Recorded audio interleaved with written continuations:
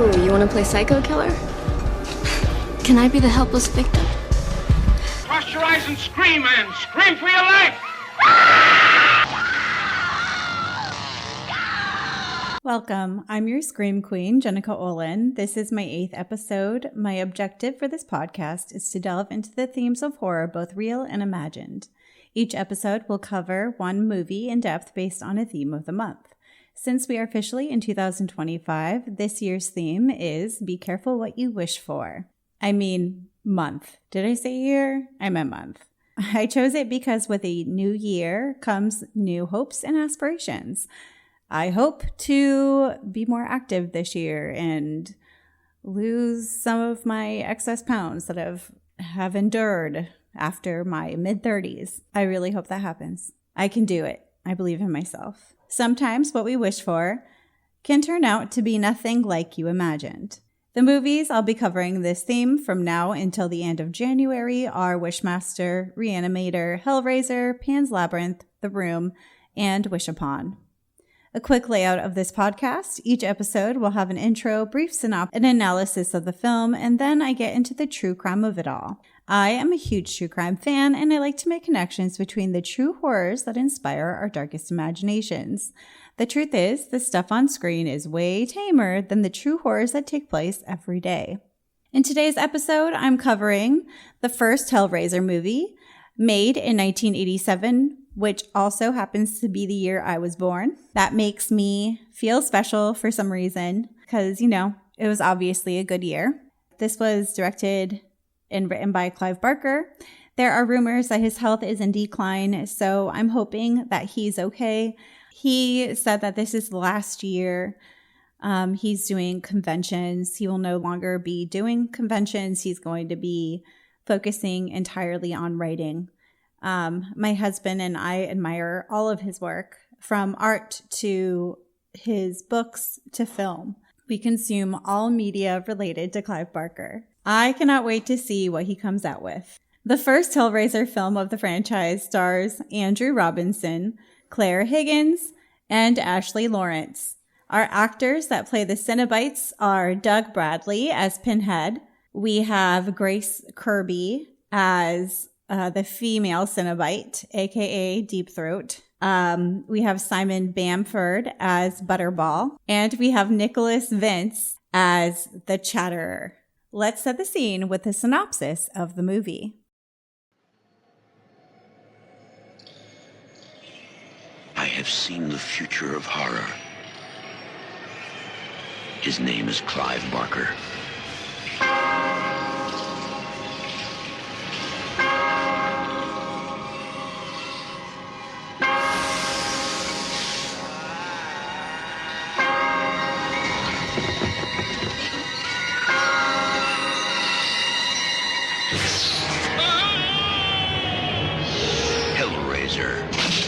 Beyond any terror you have imagined.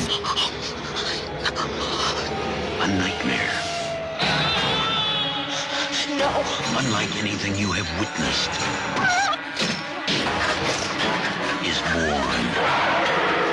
Because within these walls, the unholy is unleashed.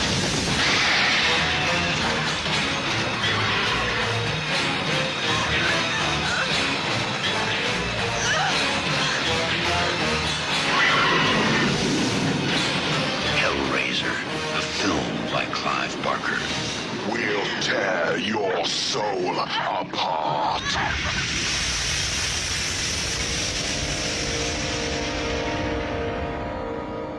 Somewhere in North Africa, Frank Cotton purchases an antique puzzle box from a dealer who asks him, "What's your pleasure, sir?" Back at his house in England, Frank solves the puzzle box, and hooked chains immediately fly out of the box and tear into his flesh. Demons called Cenobites from another realm appear to inspect Frank's remains. Their leader, Pinhead, searches among the shreds of flesh and blood and reassembles the pieces of Frank's face. He finds the mysterious box and twists it back into its original state, and the room appears empty as if nothing ever happened. Frank's brother, Larry Cotton, soon moves into the same abandoned house, which he and Frank had grown up in, with his second wife, Julia Cotton, who previously had an affair with Frank. The house is a mess. Leftover food rots in the kitchen, and they both assume that Frank is off on one of his notorious adventures. Larry's teenage daughter, Christy Cotton, chooses not to live with her stepmother and moves into her own place. After cutting his hand on a nail and feeling weak from the sight of blood, Larry goes upstairs to the room where Julia is, the same room where Frank was killed. Larry's blood falls to the floor.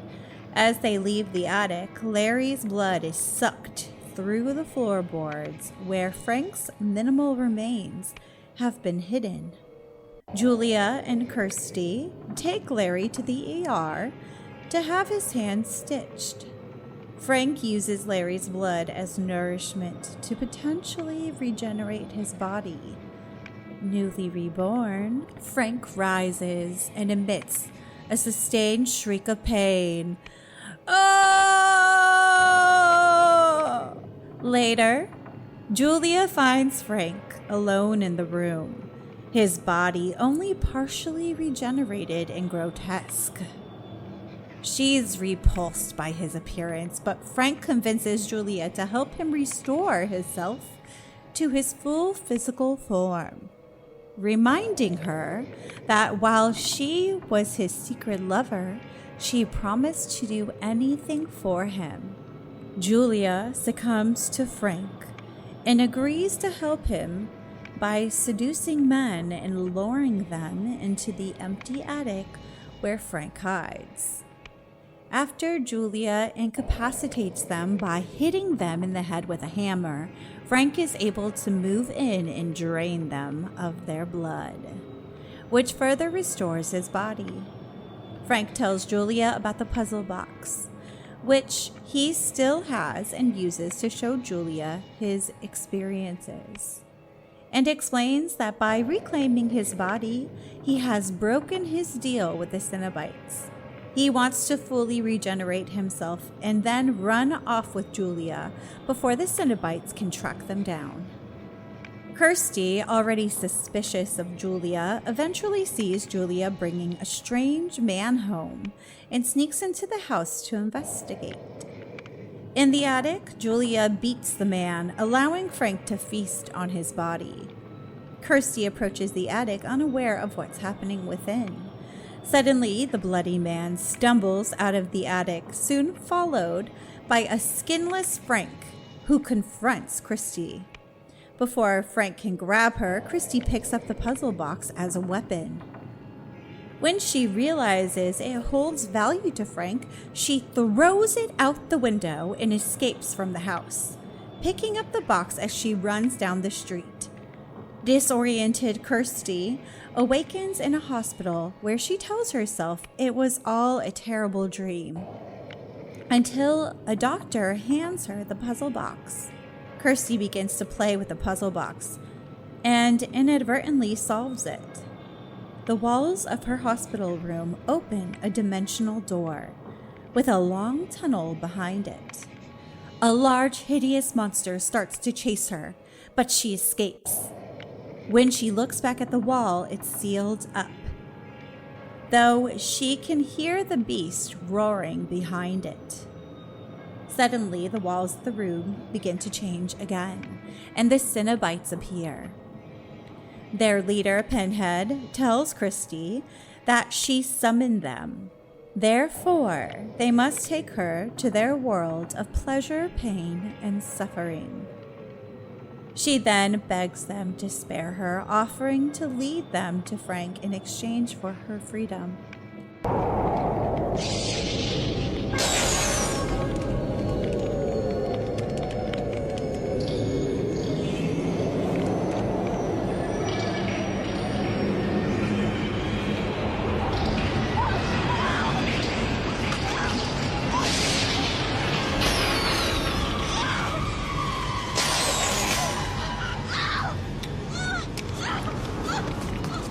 box. You opened it. We came. It's just a puzzle box! Oh no. It is a means to summon us. Who are you? Explorers in the further regions of experience. Demons to some, angels to others. It was a mistake!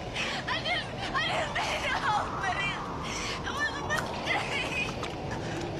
You can go to hell!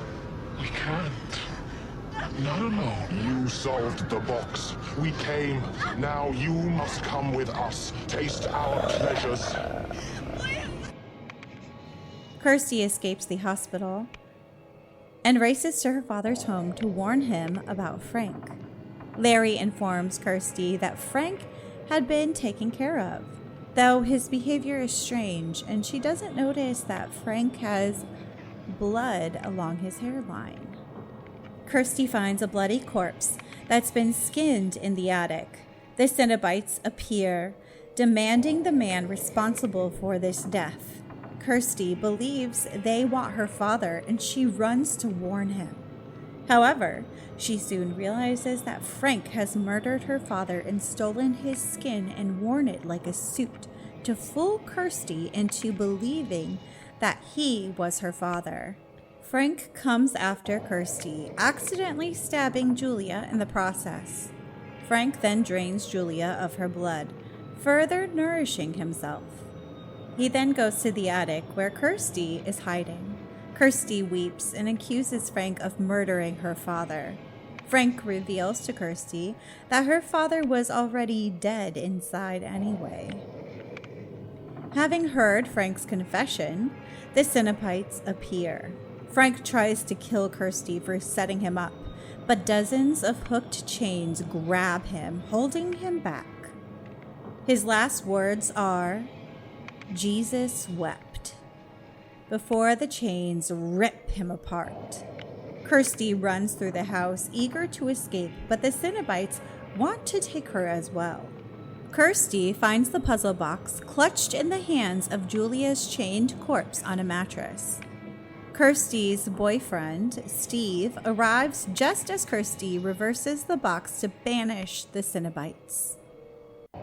Right before the two can leave, the box changes itself again, and the monster she escaped in the hospital appears. Kirsty is still able to banish the monster, and she escapes with Steve.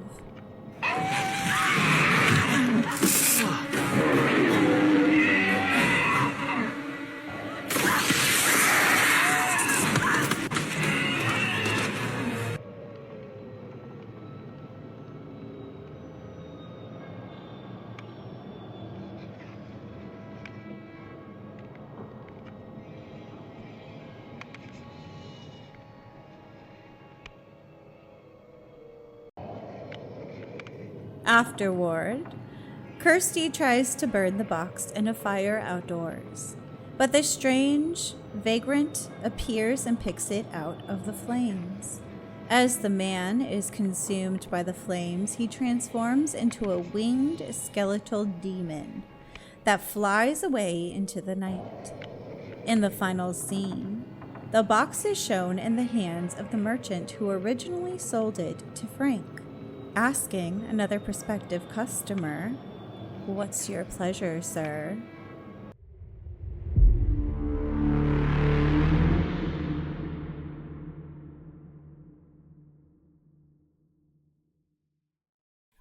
Now it's time to talk horror, and my guest today is Peter Olin. He's my husband, the owner of Conduit, and he is a concert promoter for Indoxa Booking. So, how are you doing today? Good. Happy to be here in the Scream Queen studio. Yes, otherwise known as our dining room. Yeah. Professional. So I just want to remind you really quick that there is a lot of BDSM type stuff in here. There is a lot of talking about pleasure and pain. our daughter could one day listen to this episode, so make sure that you're not being too graphic. You make sure you're not being. Well, I've already given myself that disclaimer, so I'm now giving you that disclaimer. So as I say that, in the beginning, the movie is bookended with a specific phrase, and that phrase is, "What's your pleasure?" So what is your pleasure when it comes to this movie? What did you like about it the most? Or maybe what was the most painful part for you to watch? Well, no, I don't think. I mean, I love Clive Barker, so this is kind of where it all started for things I'm interested in. But the movie hits all the different things I loved about horror prior to the current century, right? I mean, it's got this darkness and grittiness to it, both like in the story, in the filmmaking, and the color choices, and all this different stuff. It's got a really great theatrical score, even though there was like alternate scores they were talking about doing. But it's got gore, but it's not just about gore. There's a whole story going on. There's like these practical effects that I think enrich it. Like you can even go to the beginning of the movie where they've ripped Frank's face apart and the Cenobites are like piecing it back together. It's obviously like rubber modeling, but it's just kind of a cool look compared to, a CGI, something like that recently.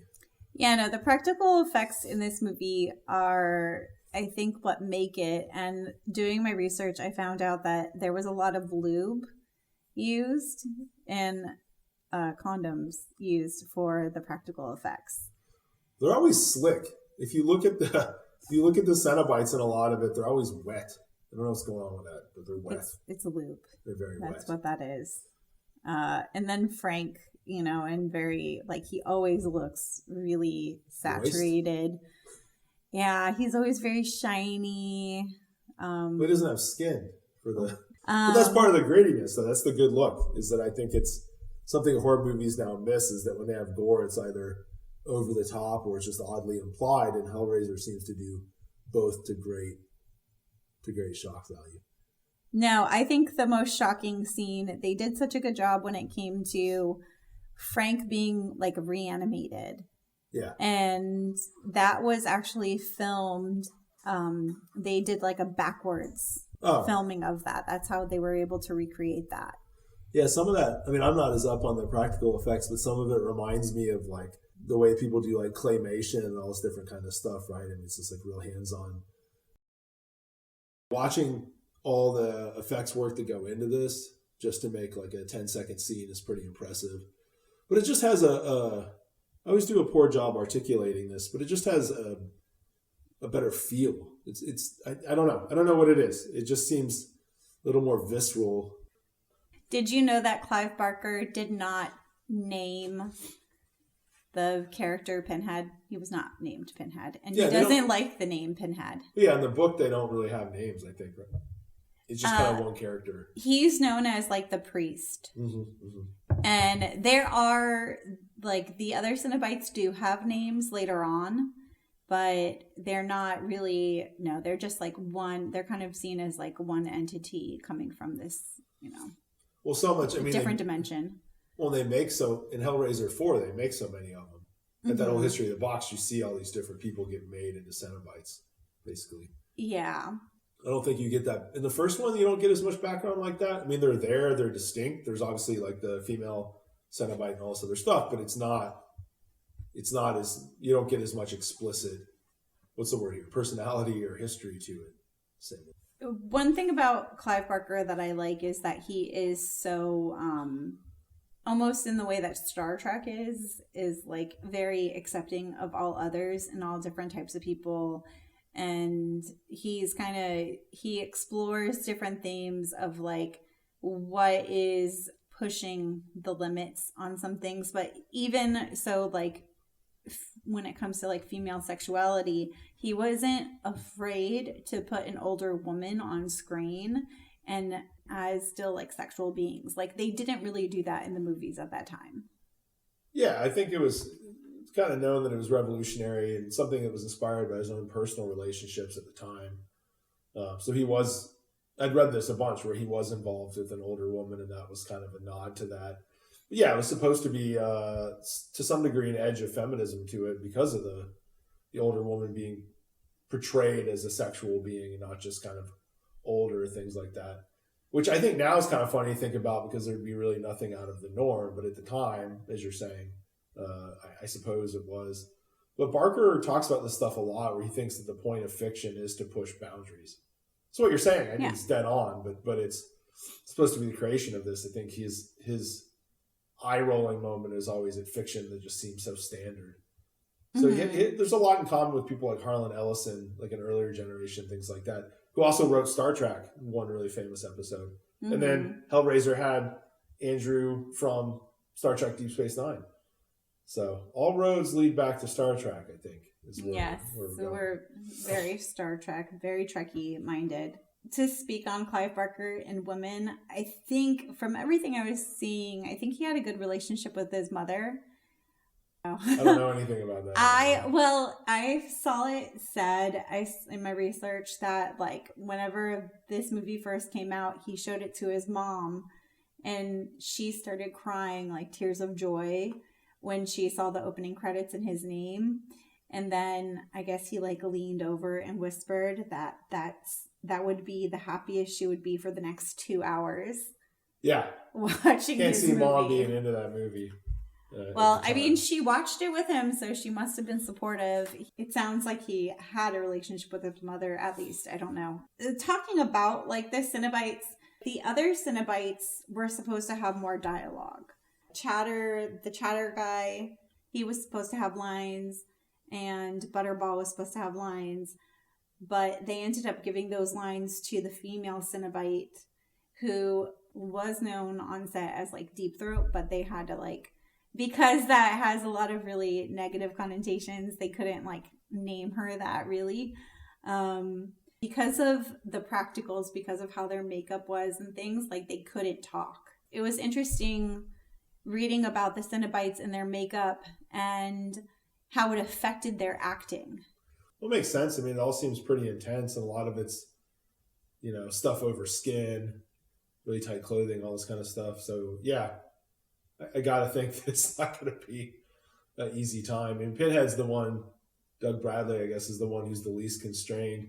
Although I'm sure whatever fit over his head with the pins was not the most comfortable thing in the world. But his actual talking or anything is probably one of the only unconstrained. Although it's interesting because the female Cenobite's she's also not very constrained. The Chatterbox, obviously, and all that are different, but yeah. Yeah, no, she had to take over some of the other guys' lines, and there wasn't supposed to be like a main Cenobite. After like the makeup and after the practicals and everyone, like he was a standout among them, and then they kind of realized like he was going to be front and center, even though he only has like 8 lines in the entire movie. He's the poster. Well, everything in the story revolves around him, Frank and his brother and everything. I mean, so much of it really is, that's the appearance, right? That's the mascot of the whole series. So Larry gets cut on the bed and then his blood is like dripping. One thing that really got me about this movie is all the intense sounds. It's almost like you're an insect and your senses are so heightened and you're hearing every little drop of blood. You hear every maggot squirm. It's very intense to your senses. And I think, that's on purpose, right? Just like the pleasure and the pain and like it's just like everything is heightened. Yeah, it just points, I think, to better movie making too. Mm-hmm. I mean, the whole thing is Barker making it immersive. And it's a huge aspect of the body horror thing too, right? Always an aspect of Hellraiser, Barker's work. Like it's always in there, and the sound being just as visceral as the gore and all this, I think makes it immersive, if you will, but kind of hammers the point home. Yeah. What are some other sounds? I have a whole thing on the sounds because I was the just chains, right? The chains swinging. Yeah, the chains swinging. There are maggots writhing in the beginning, right? Yeah. When he goes in and looks at the kitchen. Mm-hmm. Yeah. There's the maggots and the roaches crawling, which it just makes my skin crawl. It's like. Well, but the whole house has sounds, right? So it's the creaking because it's the old house. They're trying to emphasize how unhappy his wife is about being there for a variety of reasons. Yeah, there's a lot. Even when the flesh is being reanimated, I think one of the parts that makes that scene so intense is you can like hear you can hear the ligaments like being assembled back together and like bones cracking back into place. It's the best. It is the best. Even like loud laughing, train stations, the most mundane sounds are heightened to like such a high pitch in the movies that it... I don't know, it'd be something interesting to look into. I don't really know Barker's approach to that stuff. I know he's really hands-on with everything in Hellraiser. I don't know how much the sound design is like tied into the kind of story, you know? I mean, it definitely plays into the characters, and because words aren't always necessary, like the chattering teeth of the chatterer is creepy as fuck. Yeah, although a little on the nose. A little bit. Oh my god, all the fingers too. All the fingers in the mouths. So gross when the chatterer puts his fingers in Christie's mouth. It's good. It's good. It's a real bonding moment. I think it's back to body necessary. horror stuff. It's not, you know, Tarantino's got his feet and Barker's got his fingers and mouths. I don't know. Yeah, no, it definitely seems like a fetish. Well, the whole thing, right, is... Yeah, but I mean, the whole thing is about fetish and BDSM and all that kind of stuff. So... At least Barker said it was inspired by clubs. One specific club he was going to in New York at the time. Yeah, I saw that, like, a club, and then also in, like, Amsterdam, and then he was inspired by, like, punk. So some of the tropes that are in this is, like, a family affair. So, you know, we've got the deception of Frank being Larry's brother, and he's having an affair with Julia. I'm not sure what I think about Julia and Larry as a couple. Like, she seems to hate him in the entire movie. Yeah, she does. What do you mean you're not sure? That's the whole premise, is that she doesn't want this button down boring life. There's nothing to think about. Well, I think so. She has an affair with Frank, but like she doesn't leave Larry. She doesn't want Larry to get hurt, because when Frank... She causes him to get killed. Yeah, but she's a bad person. No, it's not. She tries. She's a really good villain, but Julia does try to stop Frank from killing Larry in some moments. I think you're being bizarrely sympathetic here, or empathetic. I don't know what's going on.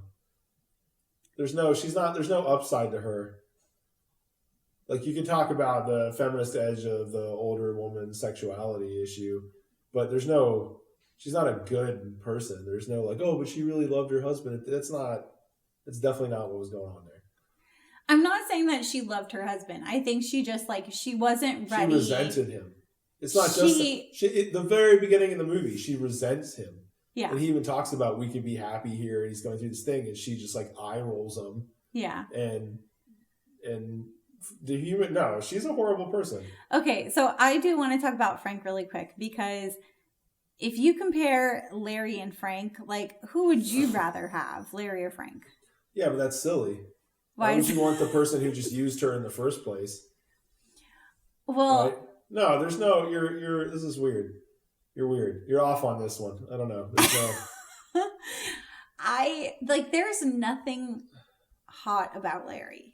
There's nothing attractive about Larry. He's like this safe, cool, nice dad. Like, what an asshole. He's just like, he could be anyone's dad.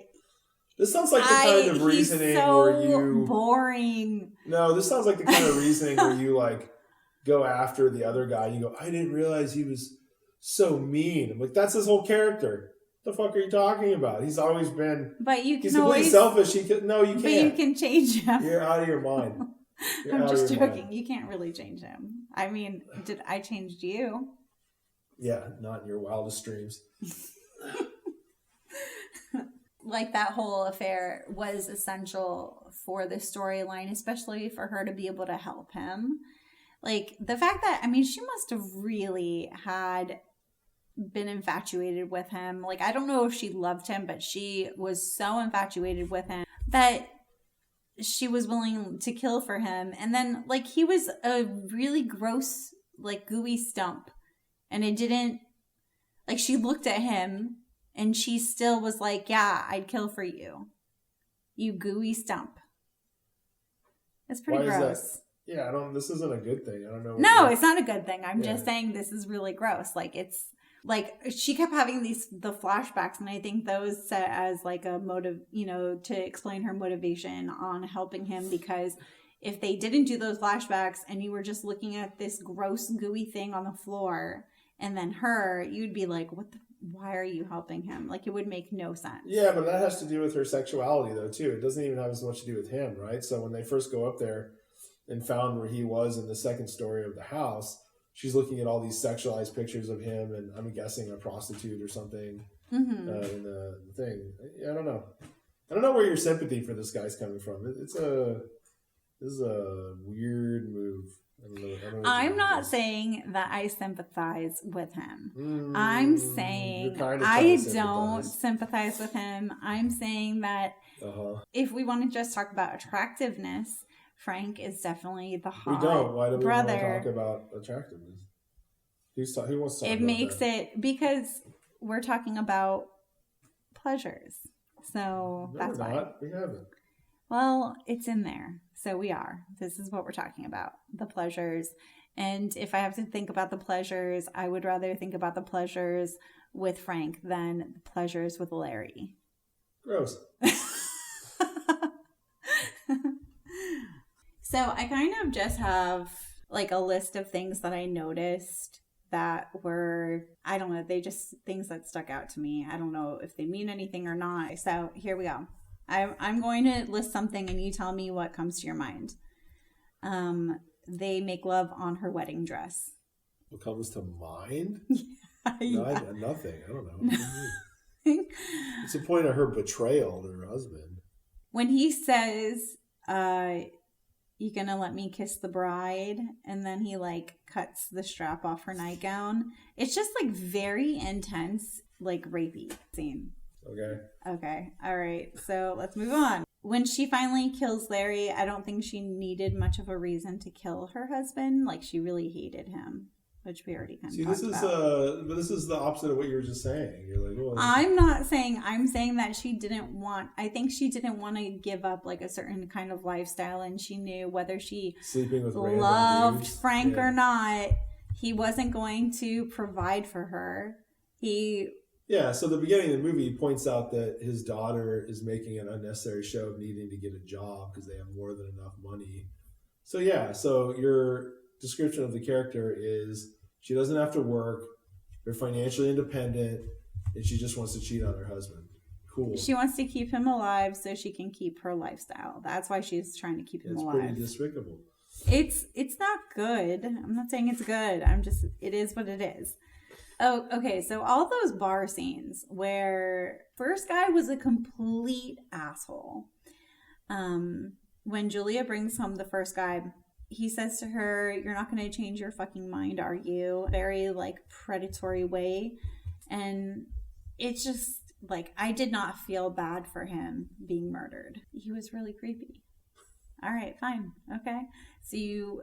And I did feel bad for the last guy that they killed, though, because he was like, I don't do this kind of stuff. And he just seemed like he was really out of his element, and he was like a big dork. And then they killed him, and it was very sad. That was a sad kill. You have no empathy, do you? No. I think they're trying to make her flesh her out a bit more, and I don't think it works. I really like the quote that Frank says. He says, "Every drop of blood you spill puts more flesh on my bones." That's a good line. It kind of oscillates between being funny and cheesy and serious. Oh, and then every time he like takes the life force out of these people, they look mummified. Like that first guy that he kills, he looks so fragile, he looked like a mummy. Like she just like picks him up. So Julia's able to just like pick him up and like take him to the other room. Isn't that the point? It's like sucking the life force out of him. Yes, it is. But I was even shocked at how much he was sucked dry. I felt really bad for Christy. So Christy was an amazing final girl. She was great. I really loved her in this movie. I really love the way she handles herself at her job whenever she's working at the pet shop. And she tells, like, there's the customer that's like, I want to speak to a manager. And she's like, well, the manager's not here. And she's like, well, I want to speak to a manager. And she's like, well, you're going to have to wait. Like, she just did not give any fucks. Like, she was not there to appease these people. And then she walks over to, like, the seemingly homeless man who was, like, very weirdly stalking and watching her the night before. And he puts his fist in, like, the crickets, and he pulls his hand out, and she's like, what are you doing? And he starts, like, eating the bugs in front of her. And I love her reaction because she's just like, get out of here. She's, like, telling him to get out. She's still, like, standing up to this, like, guy eating crickets. Like, that's scary. Yeah, she plays the heroine. Yeah. The movie. But we can be impressed with that. Okay, we can be impressed with the heroine of the movie. I mean, she main characters it through at least 2, right? Let's talk about Christy, okay? Because I want to just talk about some of her moments. So she's also, like, whenever she goes into the attic and she sees that her stepmom has this, like, creature thing that she's, like, luring men into the house for, she realizes, like, Frank's about to attack her, and then she realizes that the box means something to him. So instead of, like, handing it over, or she's just, like, very quickly acts, and she throws the box through the window, and she's like, you want it? Fucking have it. And then she, like, screams running out of the house. Like, such a good moment. She saved herself. She was very good. Okay, fine. Not impressed. Okay. I don't think every character is, like, she barely makes it out of this alive. Every character is not, like, a hero. She is a hero, though. She's really great, and she's, like, very quick-witted. She has a sense of, like situational awareness that only a final girl would have. She is a final girl. There's not a lot in the movie. Oh, God. I need to talk to more women on this show. Another amazing Christy moment is at the end of the movie when she's, like, fighting the monster to get the box and put the box back together. Like, she's not giving up. She is such a badass. See, I never thought of her as a badass character. I always thought of her as, like, weak, but basically barely gets through. Very different perspectives. You are wrong and I'm right. Let's just say that. That makes a great conversation. But what's the moral They're supposed just to be? characters to Oh, help. if you're ever in a situation with perhaps demons, be brave like this. Come on, be brave like this person. You What are can learn talking about? lessons from Christy. Okay, There's no she's lesson got here. things to teach The only people lesson in the about movie, fighting back. she doesn't even fight. And- She grovels. And if Pinhead would have taken her the first time she gets caught, that'd be the end of it. She didn't do anything clever. She traded someone else in.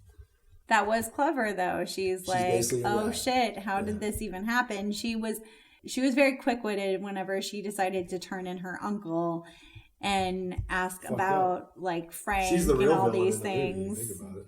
I don't think so. I think she did an amazing job. But I just want to talk about Joseph Mengele because it was mentioned in there, and I did find it like an interesting connection that was a line that Larry said. Because Joseph Mengele, What's the line? he says doing something like Joseph Mengele. I can't remember the exact line. He just makes a comment. He's like doing something. He's like as gentle as Joseph Mengele or something. It's like it's a very short line. There's not much to it, but there is this Nazi doctor that he mentions, and it's pretty. Like reading a lot into it, right? I mean, isn't this just Clive Barker writing, being like, oh, this? I don't know if it's like a significant character point. Like, it's a weird reference. You can even go the other direction and say it's a weakness in the writing, right? It's a kind of weird character reference that maybe he wouldn't use if he's such a good guy. Well, but again, there's always menace and threat under what he's doing. Yeah, I don't think he's a good guy throughout. I think that you definitely see the cracks in the wall whenever he gets upset with... It's not a happy marriage. There's a lot of tension there. Yeah. Mainly her fault. Basically her fault. Pretty much all her fault. Okay. I don't know.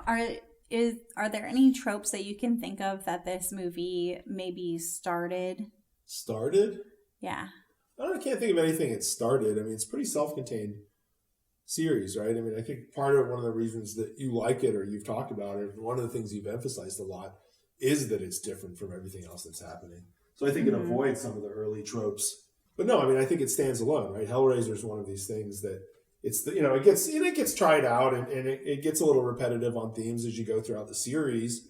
But it is, for the time, if we're really just thinking about the first movie, as you've said, it points to a lot of things that are different. It doesn't, necessarily repeat some of the same tropes from the time period, but it does, there are these cheesy lines, like you said, and all this, but there are a lot of themes that are different than a lot of horror at the time. Yeah, no, I do like that it's not like just this mindless killer. He is supposed to be like a very smart, intellectual, like, entity. Although he does get tricked a bunch of different times throughout the series, so. We're not going to mention that. He's very smart, okay? Just certain final girls are smarter than it's not even girls. Cenobites. Women. Hellraiser 4, he gets trapped in a spaceship version of the bot. That's so fucking dumb. Yeah. Well, we're not going to talk about that because Clive Barker was not part of that. Okay? He wasn't. He was not part of that. Thank you for being on my podcast. Thank you for being a guest. Even though you can't get away from me, I appreciate you being here and talking to me. It wasn't really a choice, but it did happen. It is the thing that we did. We did it. Thank you. I love Clive Barker, so I'm always happy to talk about it. No, I know you do. We both love Clive Barker, and that's something we've bonded over, I think. I think that Clive Barker is something that I've been a fan for a long time, and you've seen previously, and we've explored a lot of his works together. It's been really interesting in all the different horror movies we've been watching before this, and then because of the podcast you started, has really given us a way to look at how different some of these are. So like Wishmaster was one that I hadn't really paid attention to a lot, but then you kind of brought up these connections to the Hellraiser universe, which going back with Peter Atkins and everything makes a lot of sense. It's really made talking and watching these things a little more enriching than you're just kind of watching it on. Yeah. No, that's why I enjoy it so much. It's a lot of fun. Well, thanks for having me on. Of course. I love you. Oh, God. Yeah. All right. You ruined Jesus. it. All right. Okay. Bye.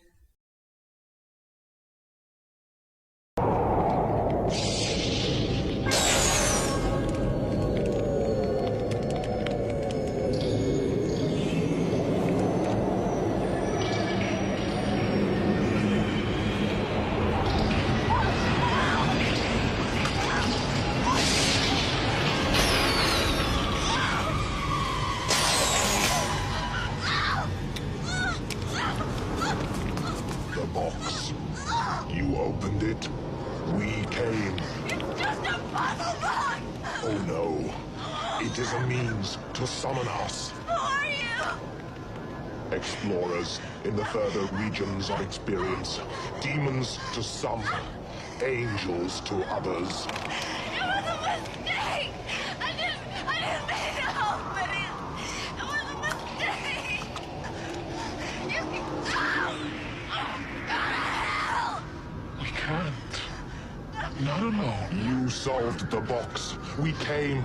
Now you must come with us. Taste our pleasures.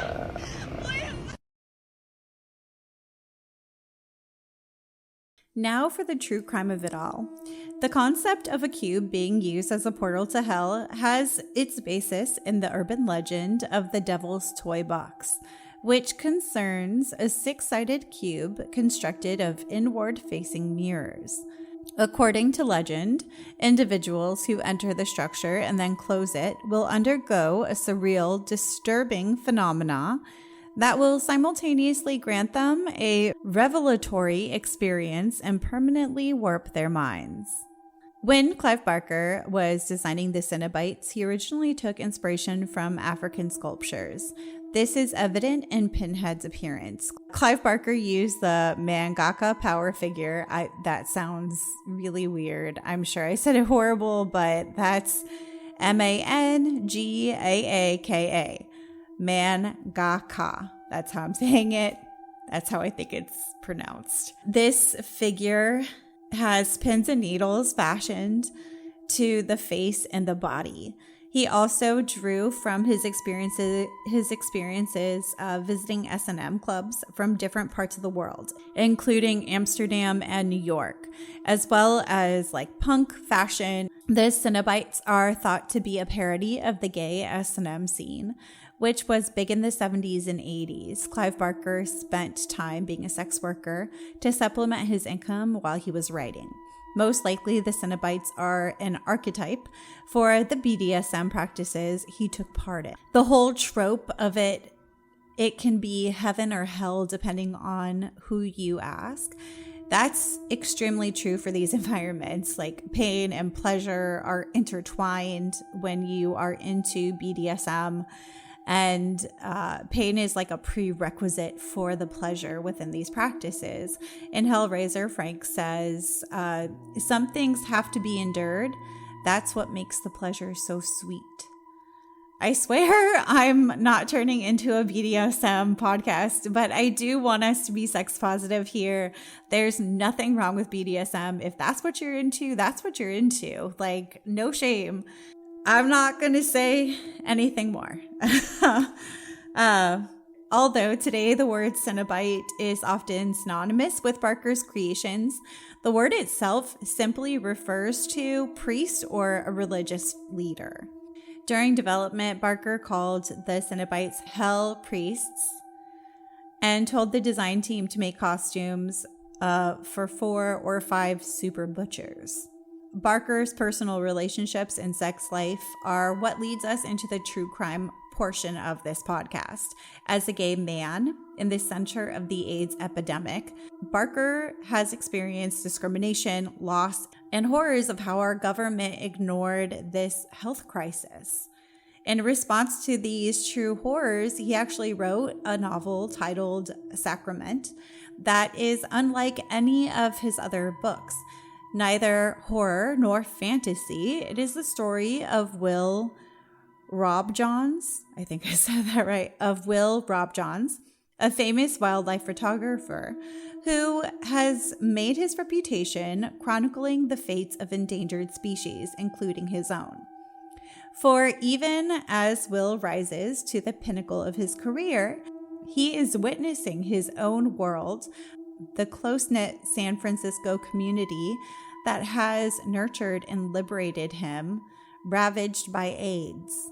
This is the true crime of a homophobic culture that refused to acknowledge AIDS, leading to hundreds of thousands of deaths. Health officials first became aware of AIDS in the summer of 1981, but U.S. leaders remained largely silent and unresponsive to the health emergency. And it wasn't until September 1985, 4 years after the crisis began, that President Ronald Reagan first publicly mentioned AIDS. That is way too late. Way too late. By then, so many people had already been affected, and he just wanted to continue ignoring it. Scientists had identified the cause of AIDS, HIV, and the U.S. Centers for Disease Control and Prevention, CDC, identified all of the major transmission routes. But that was a long road, and they did not have help when they were trying to figure out what the hell was going on with the people affected with AIDS, which was largely gay men. It wasn't just gay men that were affected with AIDS. It was all kinds of people. At first, people suffering from this disease were treated like lepers. They were left to die alone and afraid. In the first few years, when little was known about the disease, about how the disease was transmitted, people were afraid to just touch someone who had AIDS. It was very sad. They were not treated humanely. They died a very lonely death. We could have done so much more for these people, and because of the population it was affecting, there was a lot of hate being thrown around. People saying, disgusting things like, "This is God punishing sinners," and things like that, trying to correlate it with some kind of like plague that's being sent to the gay population, which is completely fucked up and untrue, because plagues affect everyone. Disease affects everyone. It's everywhere. It always pops up. We're always going to have new diseases. And we need research. We need healthcare services for everyone. We need humane treatment. And get your kids fucking vaccinated, please. Because stop bringing shit back. Just side note. It didn't take long for fear of the gay plague to spread quickly. That's what they called it, not me. I'm not calling it that. That's what they did. They're assholes. Beyond the mortal danger from the disease, they also dealt with potentially being outed as homosexual if they had AIDS or an illness resembling it. AIDS was not just affecting gay men, although the disease was disproportionately affecting them. It affected anyone. It didn't discriminate. The kind of squeamishness around covering and discussing AIDS was evident during press conferences and among government officials at the time. During an October 1982 White House press briefing, conservative journalist Lester Kinslaving questioned Larry Speakes, President Reagan's press secretary, about the president's reaction to AIDS, which was then affecting some 600 people. When Kinslaving mentioned the disease was known as the gay plague, the press erupted in laughter. Disgusting. Absolutely disgusting. The fact that they would call something the gay plague and then like everyone's laughing at gay men dying, it's unconscionable and it's unforgivable. And those people are probably still in the government. FYI, they're still around. It hasn't been that fucking long. The Center of Disease and Control was frustrated with the inadequate funding that led to little progress in finding a cure or prevention for AIDS. This restricted their work and was directly correlated with the increase in cases and casualties of this disease in the American population. CDC staffers wrote in a memo to Dr. Walter Dowdle, assistant director of the CDC at the time. In addition, the time wasted pursuing money from Washington has cast an air of despair over AIDS workers throughout the country. On September 17th, 1985, President Ronald Reagan finally mentioned AIDS publicly. When responding to a reporter's question, he called it a top priority 5 years later. 4 years later. Yeah. And defended his administration's response and research funding. On October 2nd, Congress allocated nearly $190 million for AIDS research. That was $70 million more than the administrator's request, but a little too late. This came following Reagan's close personal friend, actor Rock Hudson, dying from the AIDS virus, and thus dragging the disease into the public's eye. Under pressure, Reagan appointed a commission to investigate the epidemic, and towards the end of 1987, the country began taking steps to raise AIDS awareness by sponsoring AIDS Awareness Month, launching the American Response to AIDS advertising campaign, and mailing the Surgeon General's findings to every American household. By then, about 47,000 people had been infected with HIV in the United States. One of those people was Clive Barker. Clive Barker has HIV and lives with it. So this affected him very much on a personal note, and I'm sure was influenced in his making of Hellraiser. And then, he made the other book, The Sacrament. He wrote that book, and I have not read it yet, but I want to read it. I think that it's a really important piece of history. All right, let's end on a high note.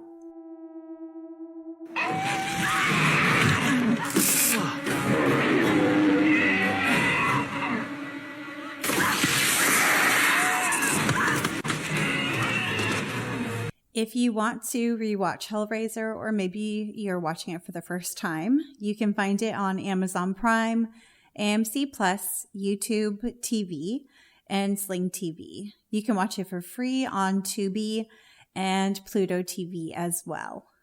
Our villainous vixen, Claire Higgins, hates horror movies. It's reported that when she saw this movie for the first time at the premiere, she had to leave after 10 minutes because it freaked her out so much. She has never seen the whole movie. The budget of this movie was $1 million. It earned about $20 million.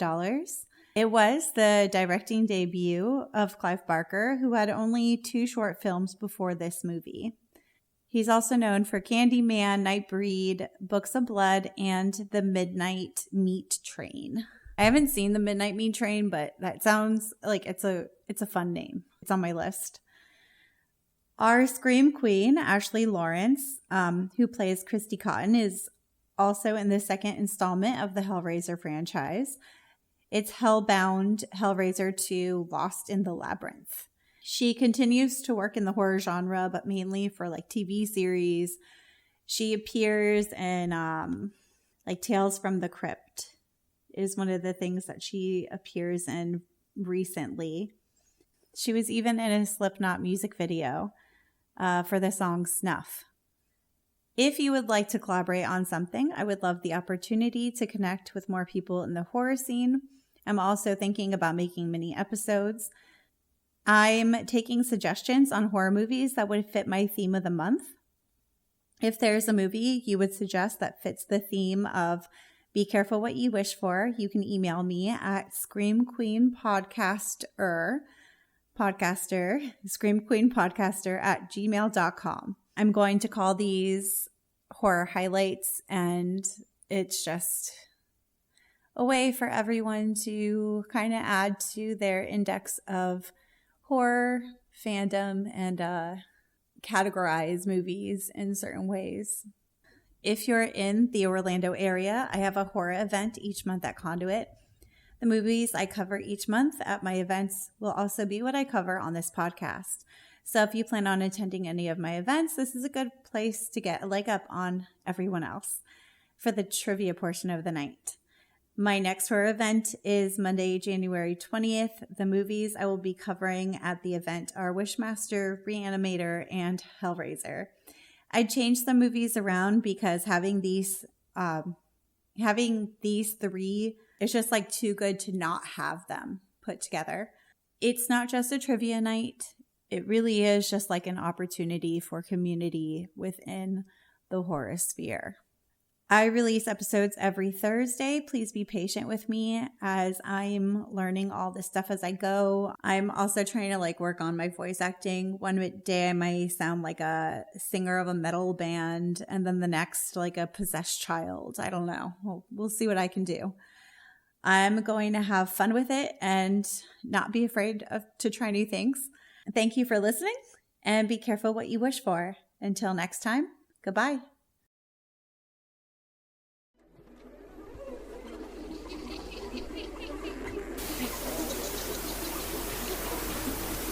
Hehehehe